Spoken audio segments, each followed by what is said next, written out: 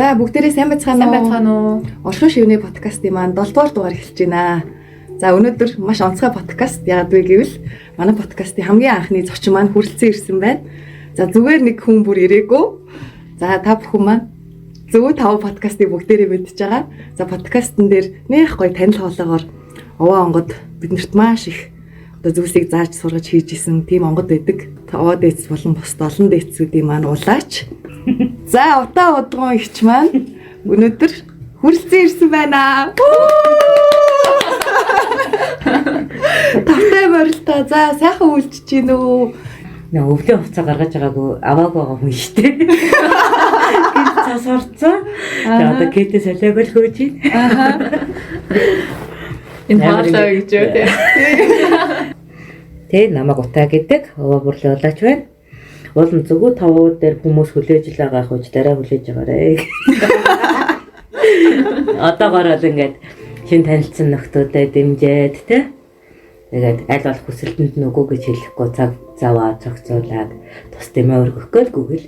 Баярлалаа танд. Тэгээ энэ их ажлын хажуугаар цаг зав гаргаад ирсэнд маш их баярлалаа. Бид хоёр чинь шинэхэн одоо подкаст эхэлж байгаа тий. Тэгээд ингэж гоё дэмжиж байгаад маш их баярлалаа танд. За өнөөдөр хэдүүлээ их гоё сэдвээр ярилцсанаа. За сэдв маань сүнсний сэрэлт, хумсар.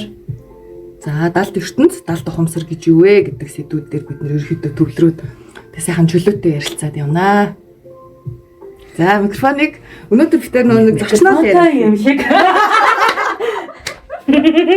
Зүгээр ингийн бай амар бие бариад байна. Харин ингэ сандраад байгаа байхгүй битэр эхлэн гот л шууд сандраад байгаа байхгүй. За яха. Би бүр чиг юм болчихсон. Яг нэг сэдв маань бол сүнсний сэрхүү юм байна те. За. Яг ингэж ярихаар толгомдож байна. Яг ханаас нэг хэлж ярих вэ? Хэр мэдлэгтэй хүмүүс сонсож байгаа бол нөгөө юу гэдгийг гүн мэдлэгтэй одоо энэ подкасттэй гүн мэдлэгтэй хүн байхад нэрээ нөгөө мэдээлэл баталгуулж болоод нэрээ бас энэ талаас нь харж үзээгүй юм байна штэ гэдгийг нь авч үзэж ярих хэрэгтэй баг. Нөгөө талаар огт мэдэхгүй хүмүүст те хөө гэж бас нөгөө нэг хэд дөрөвдөлгөөр хаш хатны ойлголтыг бас өгөөд ярих хэрэгтэй гэж бодож байна. Зөв үү? Тийм. Ерөнхийдөө энэ подкастыг сонсдог сонсогчид маань за бэлэг ертөнцийн талаар гүн мэдлэгтэй хүмүүс их ховор. Ерөнхийдөө л сонирхлын түвшинд явдаг тийм хүмүүс байгаа юм дандаа. Тэгээд сонирхдаг Сүнсний сэрэлт маань эхэлчихсэн юм шиг байна.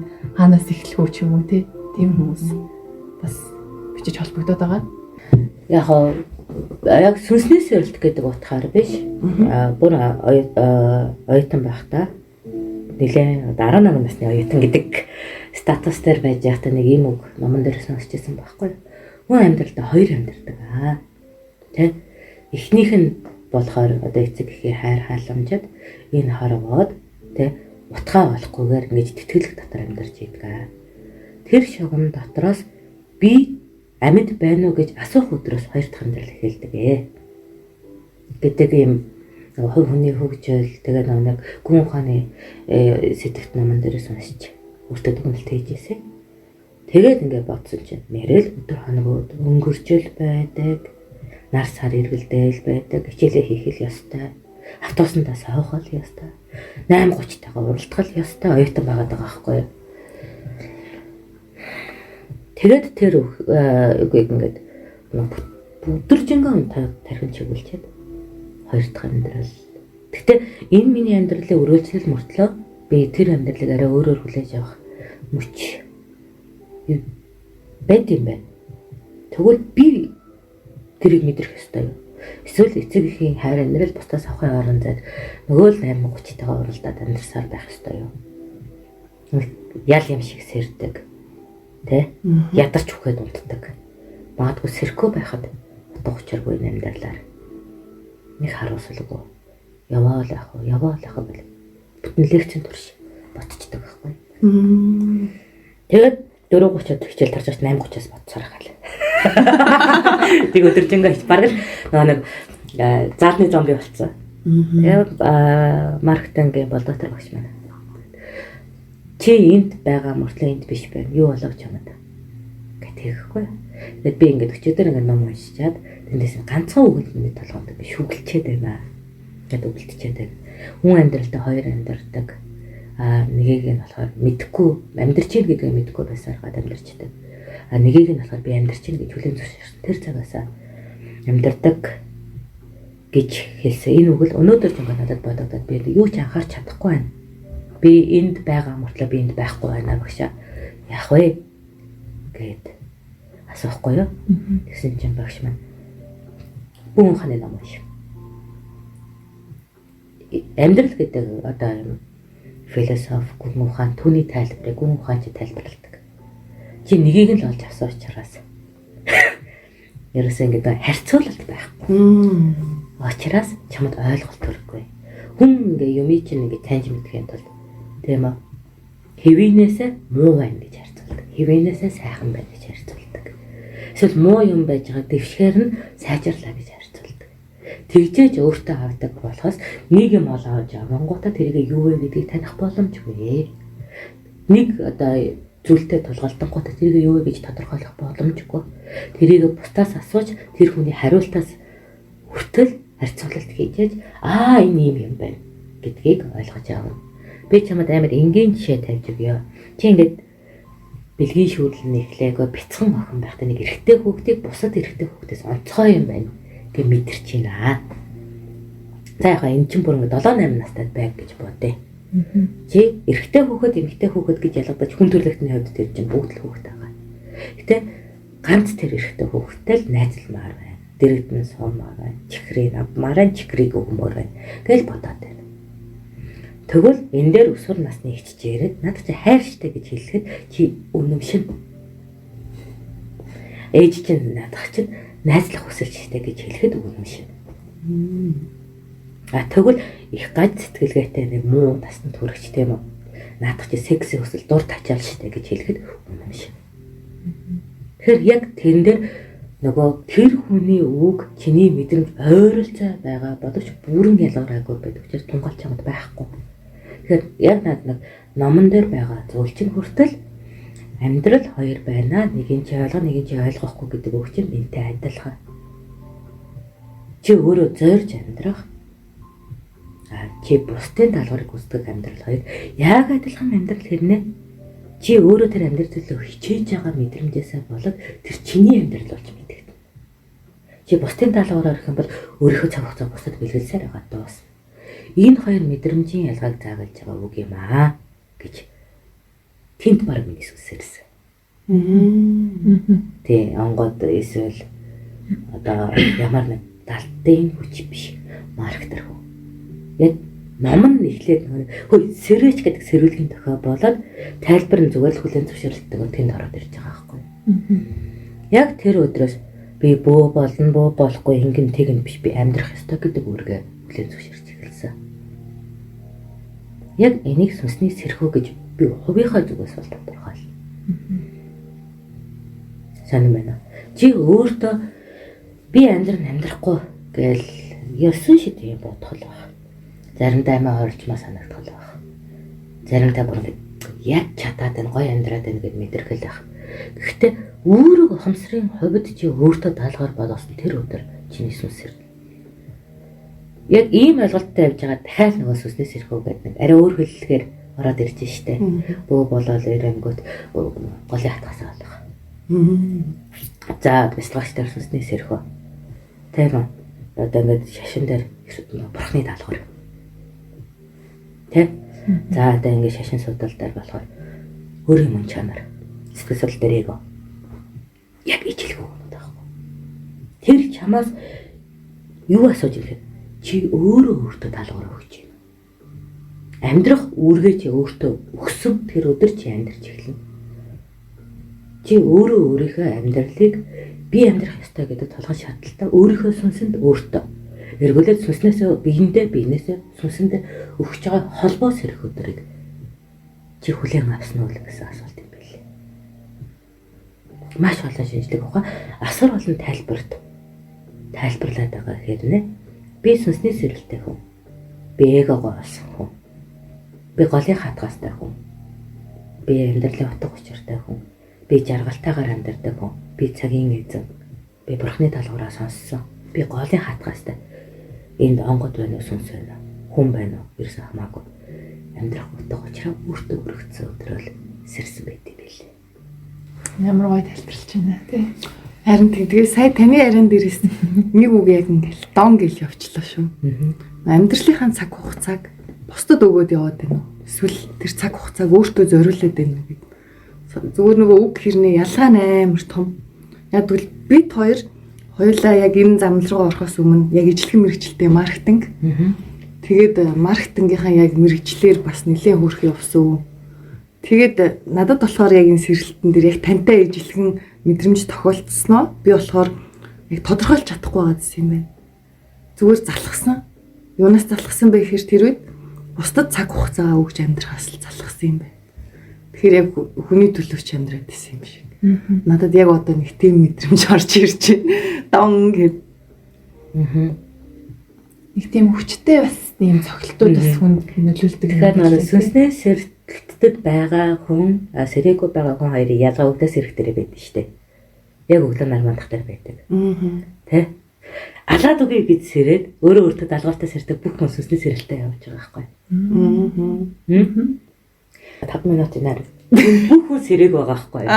Тийм учраас сүнс сэрэх гэдэг үгээр хэлдэг. Чи өөрөө тархийнхаа цэнгийг яаж хүлээж авдаг вэ гэдэг үг нь өөрөө сүнс сэрэх гэдэг үгээр илэрхийлэгдээд байгаа юм билээ. Өчигдөр надад сэтгэл судлалын доктор яг үгийн талаас нь тайлбарлаж өгсөн. Ямар гоё юм тий. Энэ бүр амар одоо баг хаач авахгүй тодорхойлдог тий.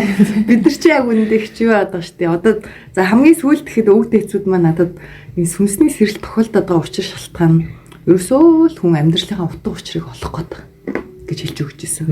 Тэгэл энэ тэндээс маш олон их сурвалжуудаас мэдээлэл аваад хахаар сэрэлтийг янз бүрээр тайлбарлаж байна. Гэхдээ утга санаанууд нь төстэй. Тэгээ сая таны хэлсэн ингээд different level те. Next level. Гоё гарч ирж байна. Ингээд бас нэг кейс жижиг тайлбар бас өчигдөр би сэтгэл судлалын докторт ярьж тэр хөглөөгөөр тэр мэдээллийн датагаар амар сэтгэл хөөрөлтөөр дахиад таартай уулзаад тэр сэдвний бас нэг үзүүр гараад ирэхэд дахин давтагдсан нөгөөдгөө ухаж ирэх гал байл л да. Айгу хэцүү. Тэгээд нэг тэмэртэй яваад байна гэсэн үг сэтгцэн үед. Зүгээр гоё тэрнээсээ гоё хуваалцсан. Тийм өнөөдөр угаасаа таны цаг бит хоёр нөгөө хөтлөгчөөл хийндээ. Та ярих цаг. Тэгээд яг нөө сэрэх агшинд хүн сүнсний сэрэлттэй байгаа үгүй байгаагаа мэдэрдэг. Тэр нь болохоор нэг та ингэ нэг одоо сэрэх гэдэг агшин нөгөө аялаж байсан сүнс тийм бид орж ирээд тархиа удирдах агшин юм байна л да. Хүний сэрж байгаа.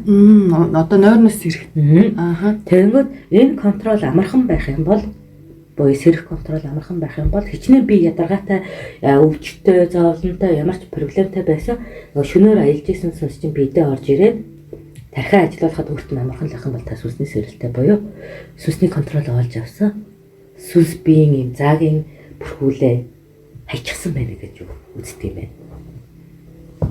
Гэтэл бие удирдагдахгүй. Бага үед сүнсний сэрэлт явагдахгүй байна гэж үздэг юм байна л да. Тийш тий таныг яг хэлэхэд ботсон чинь одоо яг энгийн нөгөө ажил хийдэг байх та өглөөс ирүүлээ бол 10 удаа хамтрааж асууж иж босдог байсан шүү дээ арай гэж. Тий одоо л тийм байхгүй шүү дээ. Туртай басна. Сүнсний сэрэлтийн одоо өдөр сүнс сэрсэн хүний өдөр сүнс сэрээгүй хүний өдөр ямар байдаг вэ? Нэг нь болохоор өөрийн олзын төлөө амьдрал байдаг. Нөгөөх нь болохоор бусдад өгч байгаа цаг хугацааны буулчлал байдаг. Мэдрэмж нь хоёр өөр байдаг. Одоо ингээд амар ингэж жишээ заатай. Танаа яаж аяга угаа гэсэн. За аяга угаах даалгавраа ээждээ л тосолж аяга угааж байгаа. Тэгтээ чи ямад аяга угаах гэж мэдрэгдэхгүй. Ямар ч хад жаргал мэдрэгдэхгүй. Чи өөрийнхөө гэрээ аягыг өөрийнхөө анхны цалингаар авсан алтан хүрээтэй тавга өөрөө угаагаад заяа. Миний анхны цайлаа шүү дээ. Энд нь кетчуп болсон байна. Энийг угаагаад. За энэ ихтэй болгоомжтой сервантанда өрөө тавьчих. Энэ аяг угаах кайф нь. Яг энэ нөгөө дотоод мэдрэмжийн хувьд хийх үйлдэл болгоом чинь нөгөө энгийн л давтагдах үйлдэл мөртлөө нэг буулын мэдрэмж төрүүлдэг. Аалга юм шиг, ядаргаа юм шиг, зовлон юм шиг тэндээс ямар ч энерги өөрлөж орж ирэхгүй байх чи сүнсэрэг багшаа гэж хичээлж болно. Нөгөө дээгүүр тэрэн дээр өөрийн утга болоод нөгөө аяг угаах муухай ажил чинь эргээд те бүр өөрийнхөө анхны цалин хадгалж байгаа ийм ухамсар сэтгэхүй тархины хэлбэртэй болцсон үед чи тэр аяг угаахаас хүртэл энерги авч кайф авч ад жаргалыг мэдэрнэ. Энэгээрээ сүнсний сэрэл заавал хэрэгтэй болчиход байгаа байхгүй. Түүнээс сүнсний сэрэл давангууд нэг өндөр левлийн те бүтээн сүнсэнд нөлөөлөж хөтөж болох нь бол нэг тийм чухал биш. Бид өөртөө ингэ амьдарч байгаа энэ их шин энэ утга учиртай нөгөө орж ирж байгаа амьдралын утга учирыг дотор авч сурах. Тэр нь айгуу чухал байгаа байхгүй. Яха энийг ингээ олон хийгээд ингээ нааж байгаа л энерги ингээ хүссэн үсээгүй юм бид чинь дүүрээд ирэхээр бид нар бусад хүмүүсээр их хитүүлэх асраа хамгаалагч болоод өснө л тоо. Гэхдээ яагаад бүх хүний сүнс ирэх ёстой юм бэ? Заавал хөтжийн төвшөнд биш ч гэсэн өөрийн сэтгэл ханамжийн төлөөс ирэх ёстой юм бэ гэхээр агшинд мэдэрдэг тархины цэнэг нь даалгаварт тархины цэнэгээс ондоо л байхгүй. Тэгээ та адилхан л нөгөө түг ажилтнч байж болно, массажист ч байж болно, тэгэл эмчч байж болно, хуульч байж болно, эсвэл сайхан ээж байж болно, аав байж болно. Агшнаасаа тэр нөгөө амьдрах энерги олж аваад байх юм бол та тэр ажлынхаа хамгийн сайхан ажилтан л байхгүй юу? Мэдрэмж нь таныг тэрийг хийхэд та гоё, сайхан, үр дүнтэй, амжилт бүтээлтэй, жаргалтай, нөгөө үлгэрийн амар сайхандаа жаргаад байна штэ гэдэг үгийн утган дээр байгаад байна. Гэтэл хүний даалгавраар хин нэгэн таныг хилжээж л хийлэгдэг, чичжээж л хөдлөгдөг төвшний тархины удирдлагатай яваад байхаар яах нь 15 толгойтой мангасаас үргэлж зугатах тийм стрессээр амьдраад байгаа. Гэдэг ийм л яг ижилхэн үйлдэл дээр хэмнээ мэдрэмж сэтгэхүйн хувьд ондоо байдал нь сүнсний сэрхэн одоо хүсэн тэмүүлэх шаардлага. Тэрийг сэрэх одоо нэг хэмшүүлэх шаардлага болчиход байт. Тэгэхээр яагаад сүнс хэрдэггүй юм бэ гэдэг түүнийг эсрэг асууя. Би нэг аливаа асуултыг ерөнхийдөө 5 янзаар асуух. Тэгээд овоо болоос багалыг дагж байгаа. Тий, одоо бас хөрхөн туршлагын төвшөнд орж ирж байна. Энийг яг 5 янзаар асуух асуултын тайлбараа өөдгөө ухаанаар байгаа. Тий. Одоо ингээд нийгэмдэр бол тий бурхан байгаа, бурхан байхгүй. Тий, бурхан яаж ашиглах вэ? Бурхан яаж ашигладаг вэ? Бурхантай байх ёстой юу? Гэт ингээд 5 янзаар асуучилж яг бурхан гэдэг зүйлийг ойлгох гээд байна. Тэ? Нөө олон өнцгөр харах хараач юм шиг тий. Ер нь бол нөгөө нэг олон өнцөгч биш л дээ. Нөгөө асуултаа төвдөө тавьж байгаа тойрол сэтгэхүүгээ бүтээх юм байхгүй юу? Тэгжээж бид нар нөгөө нэг ятгалаг, ухуулаг, тархины кодлоос цухтайчих боломжтой болно. Манай одоо энэ нийгэм нөгөө бусад нийгмээс ялгаатай тархины кодлол өндөртэй боёо тархиар нь кодлох аргаар нийгмийн болгож нөгөө нийгмийн кит хөдөлгөөнд сэргийлдэг ирэн байгаа шүү дээ.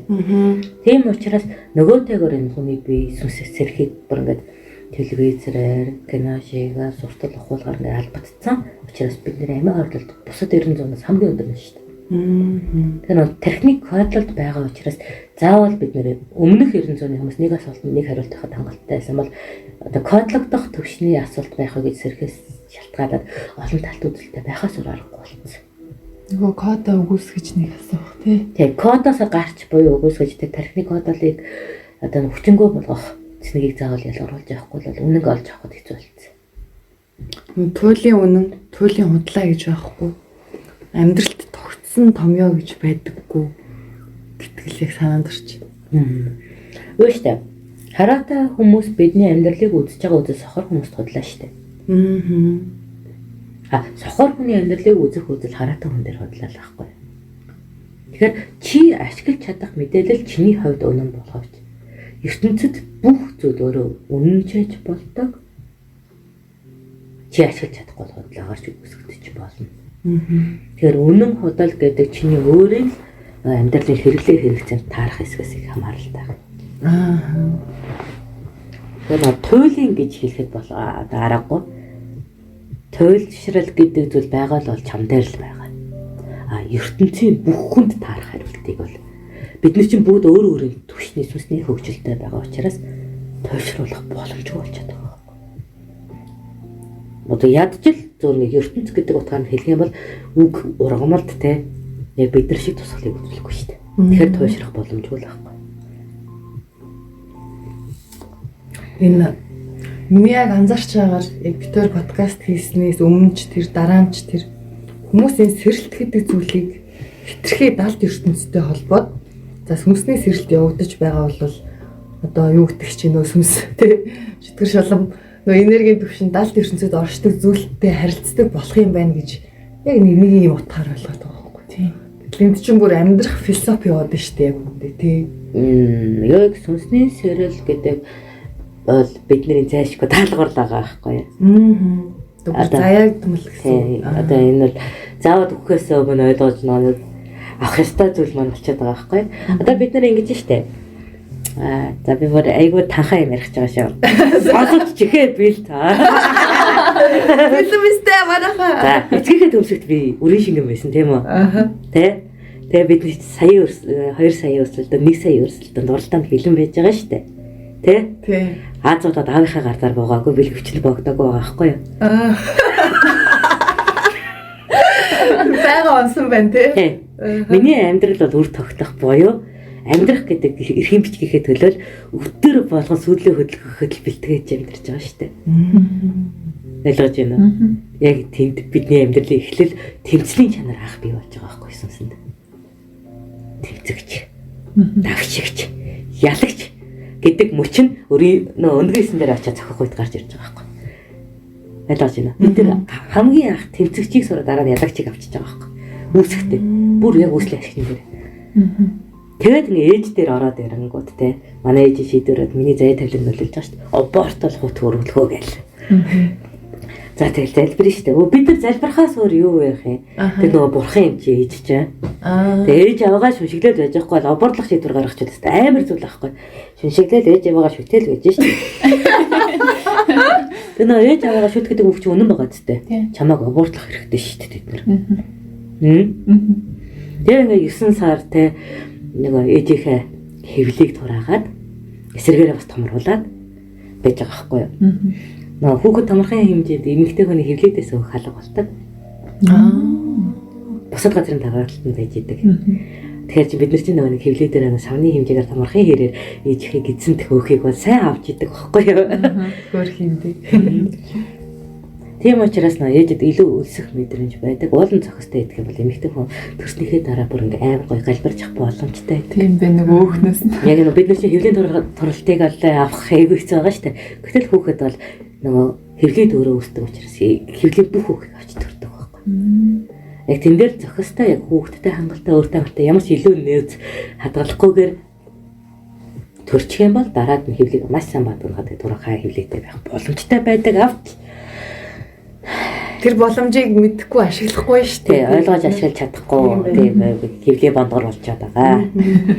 За яг тэр ээжийн хэвлэдэх тэмцэл яг тэгээ нэг ихтэй залбираад байхаас өөр аргагүй шүү дээ. Бас ингээд төрхийн агшин ч гэсэн хэцүү шүү дээ. Сайн их баригчтай таарчаасаа гэж бас залбираад байхгүй тий шүү дээ. Энэ бидний залбираад байхаас өөр аргагүй бусдад найдахыг сургачиж байгаа. Миний сүнс хөгжөөл байна уу? Би эхлээд өөрөө те сүлийн хөдөлгөх буюу тэмцэхийг сурсан. Дараа нь ялалт гэдэг ямар ажиргалтай зүйлийг сурсан. Дараа нь найдахыг сурсан. Бусдад итгэхийг сурсан, бусдад хайрлахыг сурсан. Тэр агшинд бид ингээл хөгжөөд байгаа байхгүй. За ингээ хорвоод мэндэллээ. Одоо нөгөө нэг махан биеийн бас сургалтад явагдаж байгаа шүү дээ. Амьсгалт сурыг, ойлод сурыг, баат сурыг, шийд сурыг, алхаж сурыг. Тэр ингээ явж байгаад ингээ нөгөө нэг бичиж сурыг гэдэг ингээд. Тийм биз? Ингэж явсаар байгаад ерөнхийдөө өсвөр нас маань өөрөө ингээд бодис солилцооны шүүрлийн сургалт болчихж байгаа байхгүй. Тэгээд өөрөө баг эцэг их болох бие махбодоо удирдах чадахгүй юу. Тэр сургалтад өөрөд хажууд нь давхар ухамсар сэрхэн сургалт маань яваал байдаг ертөнцөөс. Яг энэний дараа сүнс сэрх нь айгүй чухал. Энээс өмнө сүнс сэрхэд бол буруу гэж үздэг. Сэтгэл судлаач хүчээр бас яг баттай ижил үзэл баталтай байсан. Учир нь баттай юм байна гэж итгэсэн. Яг нэг биеийн бүх контрол шүүрэл дааврын тэнцвэрийг байгалаараа өгөгдлөөрөө зөнгөөрөө бид нар чинь вегетариан мэдрэлэн системээр удирдах байгаа шүү дээ. Тэгмээ тэрнээс өмнө нөгөө сүсний сэрэлтэй хагаад вегетариан мэдрэл өөрөө удирдангууд амьсгалаа зүг хэмнэлтэд байлгаж чадахгүй ч юм уу. Дадал орон зай дотоодд ороод байд юм байна. Тийм учраас нөгөө бүх зүйл вегетариан мэдрэлээр жамаараа өсөж хөгжөд дээд хэмжээнд хүрлээ. Таны өндөр тодорхой та хүүхдтэй болгох дэсийн хуваагдaltaй болох тодорхой болох үед бид нэр сүнсний сэрлийн цагт буюу цаашаа ухамсарын хөгжлөө илүү хөөгөөд биеийн хөгжил бол алгуур хадгалагдах болоод хөтлөх рүү орох ёстой юм байна. Тэгэхээр нөгөө нэг сүнсний сэрхүү асуудал бол янг адуултын асуулт байгаа байхгүй. Тэгээд тийнейжер дээр ч хэрэггүй байгаа байхгүй. Тийм байна. Сая ухамсарын хөгжил гэдэг айгуу гоё. Энэ үгийг бүр онцлмоор санагдаад байгаа юм. Бид нар чинь ерөнхийдөө яг нийтлэг хүмүүс ихтэй өөрийнхөө ч гэсэн өнгөрсөн цаг хугацааны амьдралыг бодохоор за би маань бол яг сайхан хөгжөөд итгэхдээ том болол нас биеийн түрээд тэгээ бид нар хөвчлэн анзаарснаар за 10 жилээ ч юм уу төгсөөд за дараачийн дээд боловсролын шатанд очдог сургуульд ч юм уу ордог хүн байна орохгүй хүн байна. За тэрийг төгсөн гот за энэ амьдралд авах боловсрол ер нь тэрвэр зогсож болчихж байгаа юм шиг ханаад идэв штэ хүмүүс. Их сургуулийн дипломтой болцсон бол болоо тий. Тэгэл нэг ажиллая гэдэг ингээд яваад хахаар ухамсарын хөгжлийг орхигдуулаад идэг нийтлэг одоо үйл явц ч юм бид нарт байд юм шүү. Та тэрэн дээр гоё ярих уу? Яг боловсролын систем мэг болохоор бид нар бол яг нэг их сургууль төгсөх хүртэл бол яг ингээд ойлгоод байгаа шүү дээ. Их сургуулиас цаашаага ярихгүй байгаа байхгүй юу? Ерөөсөө. Өсө нийгэм маань ч тийм яг ийм замаар хүүхдлээ хөгжнөө гэдэг сургаал ба яг бидний ингээд энэ 900 дээр болохоор алдагдчихдаг. Яг ингээд 120 жил өмнөх шүү. Тэр очихгонгууд ядаж чачаана хүн нас хүртэл хүн юу сурдаг юм байж байгаа. Тэгэхээр зүгээр энэ цаг дээр л алдагдцээ. Яг хоёр социализм ардчил хоёрын нэг юм тэ үзэл суртлын хит шуурганаасаа болоод бид нэр хүнээ бүтэн нөгөө нэг насжилтын хувьд яаж хөгжөд байгаа вэ гэдгээ нийгмийн үдэ суртлын хувьд боловсруулаагүй цаг үе дээр сурч иж байгаа. Тэ? Нөгөө бидний артын гоё өгнүүдэд штэ манай артын философи зүрэг 40 хүрээд дөнгөж амс 50 хүрээд 50 жуу 60 хүрээд жаргаж уу гэдэг чи одоо баг тухайн үеийн нөгөө 40 хүрээд гэхээр чинь тий 40 настай хүн бол бүх одоо оюун ухамсар биеийн боловсролын юу болж байгаа. Тий арх яг арх уу гэгээгүй шүү дээ. Сархад ч гэх юм уу? Сархад уу гэж хэлдэггүй хөөе. 40 хөрөө дөнгөж амс. Тий. Ойлгож байна. Юу амсхыг юусоо хэлдэггүй. Чи яагаад арх гэж бодоод байгаа? Энд чи арх биш юм уу? Нэг юм амсаад байгаа зүтэй. Тий. 40 хөрөөд юу амсах юм?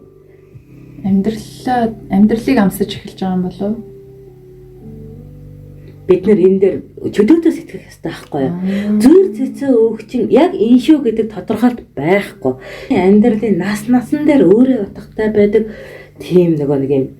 Яг ингээд бид нар компьютер дээр нэг юм байдаг шүү дээ. Нэг фолдер дотор маш их мэдээлэл янгуутай тэрэнгүүтэй нууц гэдэг нэрлэлцэн нэг жижиг фолдер ягаад байдаг шүү дээ. Оронгуутай ба тэрний борноч гарч ирж байдаг. Яг тийм secret файл байхгүй юу? Зүр цэцэн өгөөч. Тэгэхээр чиний нөгөө насанд тайлах үүрэгтэй байдаг. Тэгэхээр тэр бол 40-оос өмнө хийж болохгүй бүх зүйлийн файл байхгүй юу? Тэндээ зөв нэгэн файл нарих байхгүй юу? Тэгэхээр бид нар тэр юу амсах гэхээр 40-оос дээш насанд хууль эрх зүгээ хүртэл ойлгодог болчиход гэмт хэргийн ертөнцийг ч амсах юм билүү?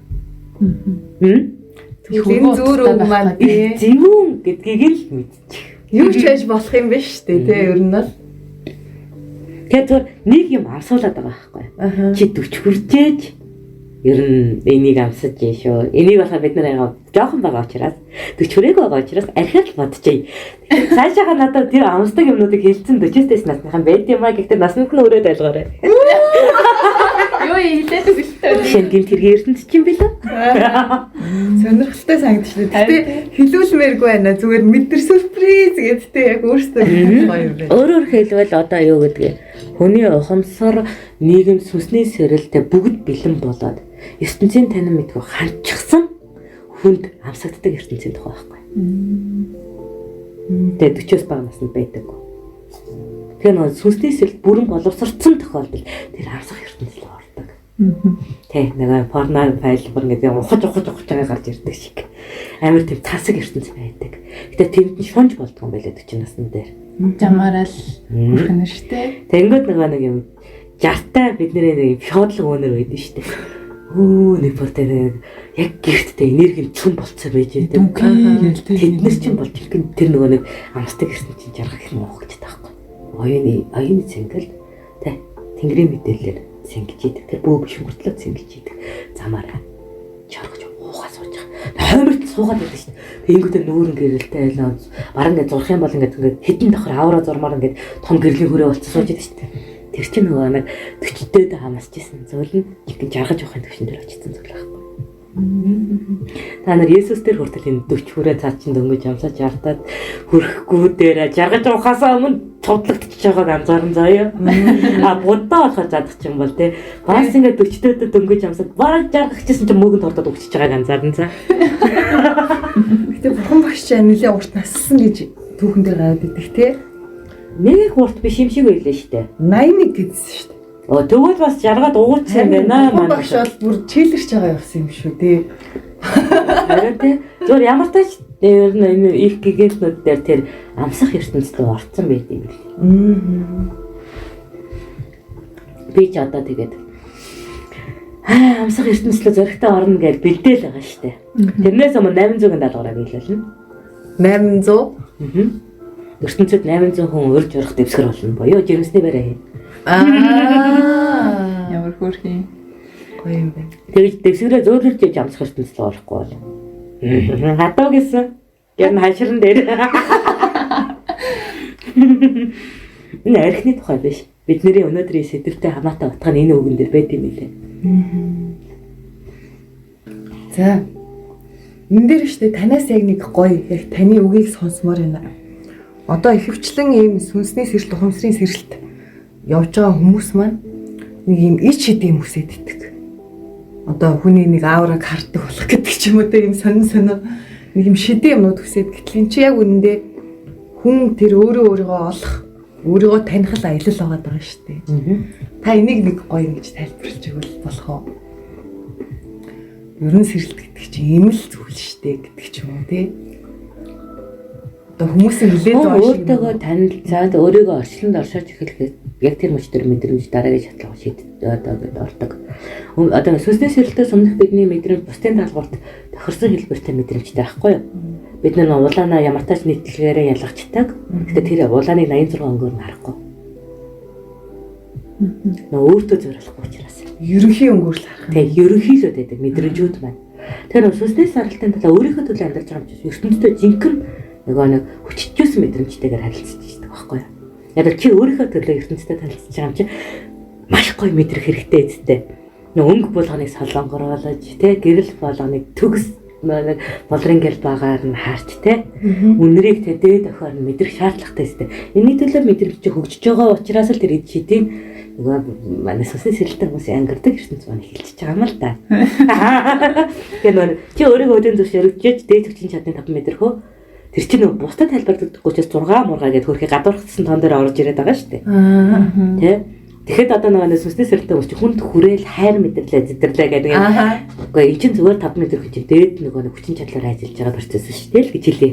Бараг зүгээр 5 нь ингээд нэгдээд байгаа юм шүү тий. Нэгдэж бүхэл нэг болоод нөгөө 5 метр хүүгээр орж ирж байгаа бүх зүйл ухамсарын энергитэйгээ нэгдэнгүүт тэр нөгөө тайлал нь арай хүчтэй байхгүй. Түүнээс ингээд тусдаа 6 гэдэг асуудал байхгүй бас биш.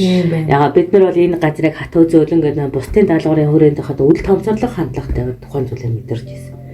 Минийх гэсэн үед бол би энд өмнө нь хин хурж ирсэн. Тулаан дээр яг гэж ирсэн бөхсөө яг дэлхий хөдлөгдөм байна да гэдгийг уншаа явчих байхгүй юу. Ойлгосон. Тэгээд манайхаа одоо ийм байна. Манай утаа удагч ингээд битээр аюу азтай ингээм амьдараа уулзаа сууж ин л та. Намайг үгсний дараач уулзаарай заяа. Ямар муухай үгтэй. Та цааш сонсолтой амар гоё хэлэх гээд хад боддороо битээр ингээ уулзаа сууж. Бодит бишэрэн ч гэсэн уулзаарай заяа. Ямар муухай юм. Би энэ гоо ертөнцийн бүх оршихуд байгаа. Ягаад намайг ганц оршихуд нь хамаарах гээд байгаа. За ингэж хэлэх гээд байгаа. За битээр болохоор одоо яг утаа удагчтэй боддороо ингээд яг бие биерээ те учралтаад сууж юм. Тэгвэл эндээс нэг заавал асуумаар юм байна. Одоо хүний тэр нэг энерги гэж байдаг та гоё өөрийн харизма. Тэгээд хүмүүс өөртөө итгэлийг байн хайж өгдөг. Энэ ерөөсөө баг хүн төрөлхтний нэг мөнхийн сэдв болцсон юм шиг. Тэгмээ таныг би яг анхаарад ямар гоё өөртөө итгэлтэй, ямар гоё өөрөөр юм бэ гэж бодож байсан. Үгүй та нар хамгийн өөртөө итгэдэг хүнтэй уулзчих. Яагаад тэгж бодож байна? Баа буурлын үндсэн надад ингэ суулгасан философи бол өөртөө хизээж битгий итэг гэдэг үгийг хэлдэг шүү дээ. Яг нь тэр чинь чиний өчигдөр болсон үйл явдал болохоос өнөөдрийн чиний потенциал биш гэдэг.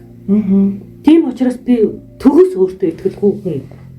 Би зүгээр яг өчигдөр болсон зүйл маань өнөөдөр асуудлыг давах хангалттай хүч гэдэгт л итгэдэг болохоос би өөртөө итгээд байгаа юм байхгүй. Харин энэ дээр л гол нь яг энийг таныг сая яриулах гэдэг юм. Яг гэвэл хүмүүс өөртөө итгэлийг хайж хамаг цаг хугацаа ч юм уу тийм боломжуудаа алдчихийд юм шиг. За би өөртөө ингэ итгэлтэй болохоор хийя гэж аливаа зүйлийг боломжийг хойшлуулж идэг. Тэгэхээр өөртөө итгээд байх шаардлага юу байгаа юм? Яг энэ өнцгөөс нь ингээд ярих гэдэг байгаа байхгүй юу? Нюансын зөрүү байгаа юм шиг төрөдөл. Хүмүүс чинь өөртөө итгэлээ олох гэж тий. Бүр одоо сургалтанд сууж ийн ямар сэтгэл засал биелнэ гэл янз бүрийн газараар яваад ахихгүй. Ер нь өөртөө итгэх гэж юу юм гэдэг ярилцсан зүйл. За би одоо хэрүүлээ хийн заяа. Яагаад намайг бүх оршихуй дээр тийм үү заавал бодит оршихуйг нь онцолж байгаа юм бэ? Би цахим ертөнцид оршдог. Мөн үү? Би зүудний ертөнцид оршдог. Тийм үү? Би даалт ертөнцид оршиж байгаа. Тийм үү? Би үсний дараах ертөнцид оршин. Тийм үү? Би энэ ертөнцид махан бие оршихуйд бай. Тийм үү? Би бүгдэнд нь оршиж чадчихад ганцын онцлох муухай. Бити тэгж миний бусад оршихуйг үзэн ядаж байхгүй юм шиг хийсвэрлээд байгаа чи. Та надтай зүтэлж болно шүү дээ. Та надтай чааталж болно шүү дээ. Энэ ертөнц болгонд чи би байгаа шүү дээ. Тэрийг үн цэнэгүй юм шиг битээ тэгж доош нэгээч. Миний оршихуй бүх ертөнцтэй байна шүү дээ. Бигээрээ байна. За энэ миний хэрүүлээс идэв шүү. Бүгд адилхан үнцэнтэй. Зөвхөн яг энэ нөгөө нэг зүгчийг орон зай 10 зүгтийг энэ агшинд уулзж байгаа ганцхан үнцэнтэй. Надад ч надтай чатлаад ч юм эсвэл миний подкастыг сонсоод ч юм эсвэл миний өсний дараа энергийн зүүн болсон сүнстэй юм уулзаад ч юм уу та адилхан л сайхан надтай л уулзсан шүү дээ. Миний оршихуй бэхлэгдсэн шүү дээ. Тэ? Би одоо сүнсний сэрхэгөөс өсний бэхлэл рүү явж байгаа юм шүү дээ. Миний онгод болохыг те сүнсний бэхлэлт буюу энэ ертөнцид мөнхрөх хэмжээний сүнсний бэхлэлтэнд хүрэх гээд сүнсний сэрлээс дараагийн даалгавар руу аялагдчих шүү дээ. Тэгэнгүүт хизээ сурах ингээд залхуу юмнууд бол намаас сонсоод хэрэггүй. Тэгээ амьдрал сурлагаар ерөөсөө дуустдаггүй ямар хэцүү байна гэдэг хүмүүс угаасаа намаас сонсоод хэрэггүй. Би угаасаа ингээд дараагийн тэр сүнсний бэхлэлтийн дараа юу байдгийг хүртэл судлаад сураад энэ амьдралаас амар гой кайф аваад явна. Та залхаад байгаа бол яг одоо амар орлож байгаа. Тэгэл дуусаа штэ амархаа. Тийм аа. Амархан шийдэх чадвар танд байхад чинь тэгэл түн зөвшөөрөл өгөх юм шиг битээ ажилладаг гэж хэлээ. Нөгөөдөөр амьдрангээ шийдсэн бол амьдрсан шиг амьдраа. Өөрөө өөртөө юу зөвшөөрөхгүй толгоотойгоо бай. Энд чи өөрөө сүнсний чинь анх ядаж сүнсний сэрхүүгээс орж ирж байгаа. Манай талбарт орж явж байгаа. Тэгээд энд ингээд боожоод ингээд амьдралаас маш сайхан юм дээр төрөө зүсний бэхлэлтэй хүмүүс боёо дараагийн шат сонирхолтой болно шүү дээ. Тэгэхгүй нөгөө нэг эцгийнхээ төмсгөнд бүрэн шингэн болоод болоо гэдэг шиг амьдралыг жижигхэн цаваар нь төгсөөд байвал дараагаас бидэнд нэгдэхгүй. Бодвол бид нэр бүрэн шингэн байхдаа тийм үстэй. Зүүнний үзүүрдээ тогтох хэмжээний ялалтыг мөрөөдөж гэхдээ хідэн сая бас өгсөн. Яг л адилхан шүү дээ. Тэгээд өөхөх боломжоор тэгэл бүхэн нийтдээ ялах боломжийн дараад нь ураг гэдэг ертөнцийг дараад нь ургаас хүн гэдэг ертөнцийг сүнснээс тийм онгод гэдэг ертөнцийг онгодоос цаашаа юу ч гэдэг ертөнцийг тэгээд сав саваасаа бид нэр өсөөл дараагийн хатал явдалтай явна штэ. Тэгээд энэ олон ертөнцид оршиж байгаа. Миний өнгөрсөн төх болоод ирээдөх. Миний зэрэгэлдээ ертөнц бүх орших. Энэ бидээр бол харьцангуй нэгдээд байгаа. Би 100% гэж хэлэхгүй. Би бүгднийг нэгтгэхэд нэг үзэл бодол нөгөө сүнсний бэхлэлтлөөгөө орох гэдэг чигээл. Аль ч одоо миний зэрэгэлдээ тэр параллел ертөнцүүдийн биеийн үзэл бодлоод миний ирээдүйн матрицын биеийн үзэл бодлоод миний өнгөрсний биеийн үзэл бодлоод бүгдийг нь ингээд яг энэ цагтаараа нэгдэх чинь бэхлэж нэгдэхийг хичээж байна. Мэдээж би бүх параллел ертөнцийн үзэл бодлоор харилцан адилгүй тулалтай байгаа учраас нөгөө үзэл бодол нэгтгэхэд аягүй хэцүү. Гэхдээ тэрийг нэгтгэх бэхлэлийн ертөнц шүү дээ. Энэ дараагийн төвшөө учраас жоохон тэгтээ сэжээ тийм байгаа шүү гэж мэдээд орчих. Чек Та нар сэрлээ дараад нь бэхлэлийн ертөнц буюу параллел ертөнцийнхээ буюу өөрт if хувилбарынхаа бүх оюун санаатай нэгддэг ертөнцид орж ирдэ шүү гэж. Наач амар сонирхолтой. Одоо ингэ нэг матрикс гэх шиг юм ярих гээд байна. Амар сонирхолтой. Нөгөө сүлд гарсан everything everywhere all at once гэх тий. Нэг ертөнцид нөгөө юм зайцсан муруутай болцсон яваад байдаг. Нэг ертөнцид дууч мооч ингэ параллел ертөнцийн тухай гэхдээ хүмүүс айгүйх сонирхдаг шүү дээ. Тэгээ энэ яг сүнснээс ирэх хэрвээ чи мэдэрхүү ингээд ягаад тархины нөгөө нэг хөгжлийн төвшингөө яг ертөнцлөгөө задлаад ирэнгүүт чи ертөнцөө өөрийгөө мэдэрсэн чи ертөнцтэйгээ бүтэн танилцахын тулд бүх одоо мэдэрхүү чи хүчин чадлынхаа өсөлтөөр ажиллана шүү дээ. Тэр хүмүүсийг тийм яг тэр нөгөө мэдэрч байгаа нь өөрөө зориг биш. Яах гэж мэдэрж байгаа нь утга учир нахгүй. Ийм байхгүй. Хүрх цэгэн биш, аялал нь. Өөрөөр хэлбэл мэдрэл болоо.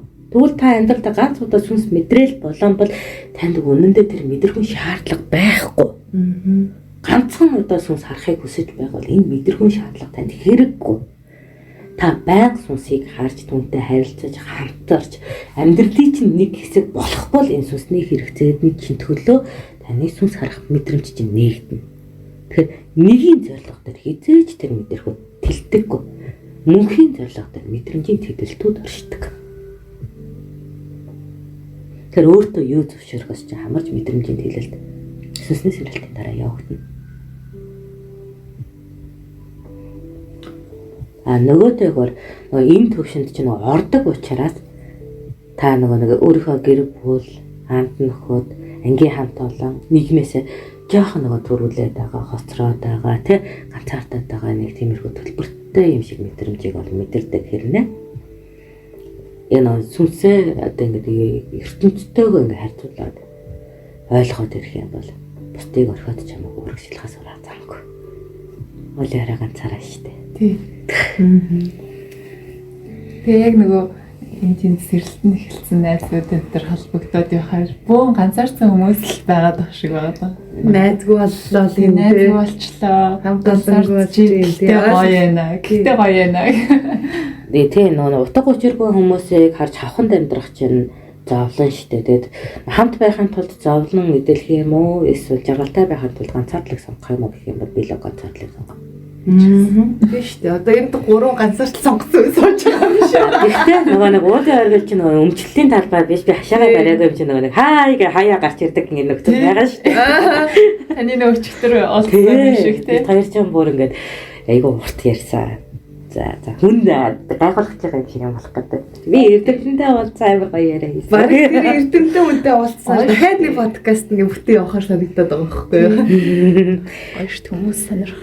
Амар сонирхон шүү. Би нөгөө ийм мэдлэгийн юм шаналтай хүмүүстэй уулзах маш дуртай. Тэгээд манай нэг тэгж асуусан байхгүй. Би ингээд танд анхан шатны ном бэлгэлэхээс хичээд байна гэдэг ч байгаа байхгүй. Уучлаарай анхан шатны ном гэдэг чинь гайхан шиг штэ. Вай би бүр хамгийн их баярлалаа хүлээж авч байна. За баярлалаа. Анхан шатны ном байх тусмаа үнэхээр баярлалаа. Би нөгөө заримдаа нөгөө яа сүнсний сэрэлтээ учраас ингээд нийтлэгийн намын сангасаа зарим нэг юм мэдээд арай бусдад гүн мэдлэгтэй юм шиг санагддаг байх. Гэхдээ хүн болгон тэ анхан шатыг маш сайн эзэмших тусам тэр зүйлийнхаа хүч чадлыг авдаг штеп. Суурь сайтай. Байшингийнхаа суурийг сайн. Тийм болохоор надад анхан шатны ном өгсөнд үнэхээр баярлалаа гэж хэлнэ. Одоо ингээд сүнсний сэрэлтэн дээр явагдаад ингээд нөө бяцлаглаар хичээлээ сүнсээ сэрэлсэн ч юм уу те эсвэл бөө мөрөглөөрөө те ингээд багшаас тусламжтайгаар ингээд онгодоо залсан ч юм уу бүх хүмүүс анхан шатн дээрээ нөгөө нэг хит яарснаасаа болоод хазгаа суурьтай болчоод тэгээд ингээд цаашдаа ингээд нэг явцгүйрэх буюу дугуургүй нөгөө дугуй эргэлтийн нөгөө горимгүй болоод унчаад байдаг байхгүй. Тэгэхээр тэгвэл та алдсан бол анхан шатаа сайн хий. Алдаа болгон дээр анхан шатаа маш сайн давтаад бай. Тэн дээр ч л угаасаа бүх зүйлээ хүч байдсан шүү дээ. Та нөө суурал сайн хийсэн байх юм бол суурьчил алдаатай байх юм бол ирээдүйн бүх алдаа гарч ирэн суурь дээр л алдаагүй байх юм бол ирээдүйн бүх боломж давхарлагдана. Та анхан шатн дээр яг ямар зөвлөгөө? Сүнсний сэрэлтэн дээр үү? Аха. Өөрийнхөө бүх авиртай танилцсан. Бүгдийг хүлээн зөвшөөр бүгдийг оршоо. Йоо ёстой. Захсан газар маяч. Харин яг Тэгэхээр уур уцаар надад хэрэггүй гэж хүн уураа номхдогддог штэ. Миний хэрэггүй. Гэхдээ та тэр уурыг бүр маш ихээр таашаагаад яагаад хизээ яаж хэрэглэхээ ойлго. Ингээд дур тачаалаа хүн ингээд хайчдаг штэ. Энэ амар ичмэр зүйл гэдэг. Үгүй тэрийг хүлээн зөвшөөрж таны энэ гоо үзэсгэлэн сэргэн мандалт чи оршин тэрийг хизээ яаж оршин тогтноохоо хүлээн зөвшөөр. Тэгээд ингээд ялангуяа яг бөөм мөргөлд нэг талдаа шашинлаг үзэн штэ. Тийм болохоор энэ дээр нэг бэлгийн дур таашаалыг ингэж хойшин тавьдаг улаач нэр их байдаг. Тэгээд нөгөө хийх ёсгүй юм шиг уучлаа. Шарын шашин чинь наад чиглэлэх бөөм мөргөл чинь удмын сангийнх. Тэр чинь бид нар зайлшгүй секс хэрэгтэй. Тэгээд нөгөө секс угаасаа ганцаараа хийхгүй мэдээж гэдэг зүйл чинь бөөнөр дээр байгаа. Тэнгүүд биднийг нөгөө секстдгүй ариун буддын шашинтай битгий дүүрээдээ гэж хэлээ. Лам нартай тий холиод байгаа шүү дээ. Буднэр бүр чинь нөгөө ламаасаа хүртэлж ирүүлсэн болж хүүхдэд төрүүлдэ шүү дээ гэж. Гэхдээ ямар сайндал хийгээд өгөгдсөн тийм жамын юм байхад те тэрийг үүсгэнэ гэдэг чи өөрөө айгу. Бөөм мөргөл өөрөө удамших дээр нонгодоо авч явж байгаа ш. Тэгэхээр бид нар хүүхэд төрүүлэх бол аим шиг дүүрэг байхгүй. Тэгээд заавал эцэгтэй эцэг гүйцэх юм уу ихтэй их гүйцэх гэдэг тэр нь хамаагүй. Хүний үүсгэх нь амар чухлаар орж ирдэг. Одоо нэг төрлийн ихтгэл үнэмшил биш шүү дээ. Тэрэн дээр нэг сонин юм нөгөө нэг шарын шашны бурангуй үзлээ. Энэ шашин дээр бити дараад байгаа чи. Эсвэл нөгөө христийн шашны нөгөө ижил хөсний явдлаа бити бөөм мөргөл дээр наагаад байгаа чи. Христийн шашин чинь нөгөө нэг эрэгтэй эмэгтэй сургуультайгаар католикийн ингээ юмнууд явдаг ш. Тийм болохоор нөгөө гомолесбийн хөгжчүүд байдаг штэ. Тийм. Шарын шашин чинь болохоор нөгөө өрөөжигнээ гаргачаар энерги дуусчдаг гэдэг хадгалалтын мормоор явдаг штэ. Бөөм мөргөл наадах чи хамаагүй хэлээ. Зүгээр. Энэ бол эрхчлөөт. Үгүй. Эрхчлөөт гэдэг Америк нэгдсэн улс шиг арай замраагүй нэг хүний нөхөр булааж авдаг юм байхгүй. Зүгээр бүх соолоо чамд боломжтой хэрнээ гэр бүлтэй хүнтэй хэзээ ч болохгүй. Ёс зүйт эрхчлөө байхгүй тий. Яг бол нэгэн томчлогдоод хамгаалагдсан хүрээ бий болгоцсон гэр бүлээс чи тэр айлын галыг сэвтэж болохгүй байхгүй. Гэтэл соолоо буюу ганц мод гал болохгүй гэдэг бүх орон зай бол эрхчлөөтэй байхгүй. Баярлалаа. Манай Монгол үндэсний уламжлалч хөтлөг. Тэгээд нэг ханиа болоод түшгээ хийгээд галаа бадраагаад хамгаалалтын орон зай гэр бүлээ босгох ёстой. Тэгэнгүүт би бөө учраас хүнтэй суухгүй гэд уучлаарай тийм байхгүй шүү. Аваа бүр хүртэл дөрөв их нэртэй шүү. Тэгээд амар сонир байдаг байхгүй. Одоо болтол тэр дөрөв эмэгтэй сэтгэлдээ тээдэг. Өөрөөр тээдэг. Би ингээд харьцуулах гээд ингээд оролдонгот уралдаг. Тэ аль нь хайртай юм гэхээр бүгд өөрөөрийнхөө хайрлагддээ. Аль нь хамгийн хөөрхөн гэхээр нэрлдэг байхгүй. Бусдын цараа муутай гэхээр үгүй. Аль нь хамгийн ухаантай гэхээр нэрлдэг. Бусдын тэнэг юм аа гэхээр үгүй. Тэр ингээд хамгийн гэдэг чинь дунджаас дээгүүр байгаагаа хэлдэг юм аа. Тэгэхээр дунджид түрээгүй хүнтэй би суухгүй гэдэг байхгүй юу? Тийм. Гэтэ тэгэл нөгөө хүмүүс өөр гэдгийг л ойлгож штэ. Тэ. Надад яг эндээс сайхантай. тий эндээс зүгээр одоо овоо онгод өөрийнхөө үн цэнийг тогтооцсон юм шиг бидний орчин үеийн хэллэгээр тэгээд дараагийн асуултаа яг тань дээр энэтэй холбож асуух гэдэг. Хүмүүс битээр нөө сургалт явуулаад байгаа байхгүй сартаа нэг удаа. Тэгээд тэрэн дээр ихэвчлэн ирж байгаа асуулт нь өөрийгөө нөө өмнөлж чадахгүй. Надад өөр юм гэсэн үнэлэмж алга. Яаж үнэлэмжтэй би яг одоогийн нийгмийн 3 тэрбумын үнэтэй хүн байж чадахгүй байгаа шүү дээ. Яг бол миний нөгөө нэг элийн үлэгч өөхлөлттэй. Тэгээд зарчаар үнэндээ хүрэхгүй штэ. Цус мус чин багтай нөгөө нэг литрлээ зархаар үнэндээ хүрэхгүй штэ. Тэгэхээр би нөгөө одоогийн бүх тоо эрх доонорлох боломжтой эрхтэнгээ зархаар нэг Монгол хүн 3 тэрбум төгрөгийн үнэтэй байгаа штэ.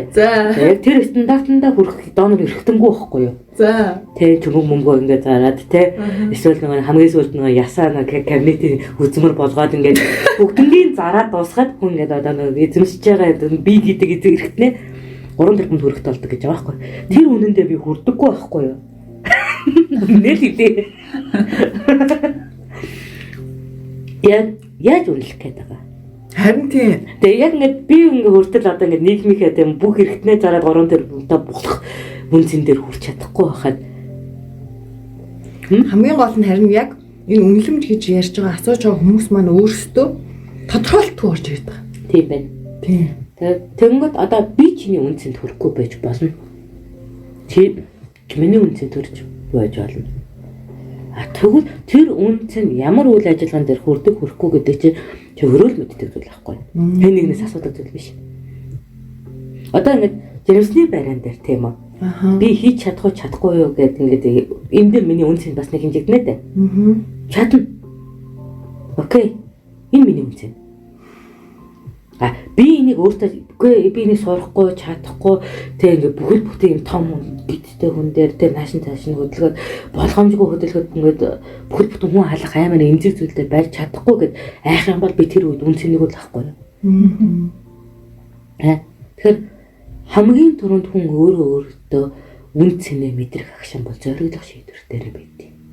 Яг би зориглож маргааш гэдэг зүйлийг би зориглож ирээдүй гэдэг зүйлийг би чаднаа гэдэг өөртөө тулгаан шаардаад энэ одоо намайг балчааг мэд сэтгэлийн готрол мэд санхүүгийн хүлээс мэд нийгмийн дарангуулал мэд орон зайд ялгарх гэж хичээж байгаа сэтгэл хөдлөлч өөрөө үнсэн шүү дээ. Ойлгож байна уу? Миний ингээд нэг амьдралын тоолол айгуу дарк байгаад ингээд сэтгэл зүйн намагт би унтсан байж болно. Энээсээ гарна гэж би зориглоод те өөрчлөгдөх хичээх ч өөр үнсэн байхгүй. Би ингээд санхүүгийн дарамтанд өртөө айлд төрсэн хүн байж болно шүү дээ. Тэндээс би гарна гэж нэг чоромтлыг 10,000-аар эхэлж байхдаа би үнсэнтэй шүү дээ. Тэгэхээр зоригчин өөр үнсэн байхгүй. Хэр их зоригчи өөртөө би болгож би чадна гэж өөртөө тушаалаа өгнө төдийч нэ чиний өөрийн үнсэн оршдог. Бусдын үнсэн бол чи тэрний хүсэлтэд хариулж чадахгүй юу гэдгээр оршдог. Ердөө л тэр. Өнөөдөр ингээд подкастэнд те намайг урьж энэ хүн намайг үнэлсэн байгаа байхгүй. Тэгэхээр эн чинь бусдын үнсэн. Миний хийж исэн зүйл үнэлэгдэж байна. Гэхдээ энэ үндэд хүрэхийн тулд би өөрийнхөө зоригоор л тэмцэж байгаа шүү дээ. Би мэдээд чадаад би мундаг чи намайг ураарай гэсэн. Үгүй. Миний хийж байгаа зүйлийг чи хажиглаад өө таах болно надад туслаач. Энэ миний үнцэн тэр тэнд миний чадахгүй сэтгэл зүйн готролтой байхдаа, чадахгүй өрөнд байхдаа, чадахгүй нийгмийн дарамтанд байхдаа чадъя гэж өөртөө тушааж хайж эрэлхийж сурч мэдэж тэмтэрч уйлж явах үед үссэн хичээл зүтгэлж байна. Өнөөдөр манай хизээж битгий итэг гэдэг үнсэн чинь багхгүй юу?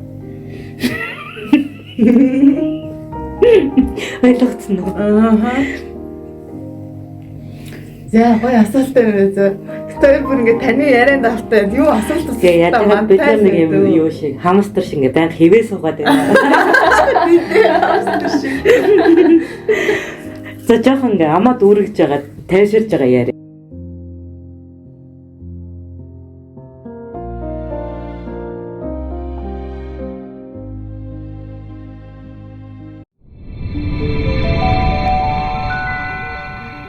Dream.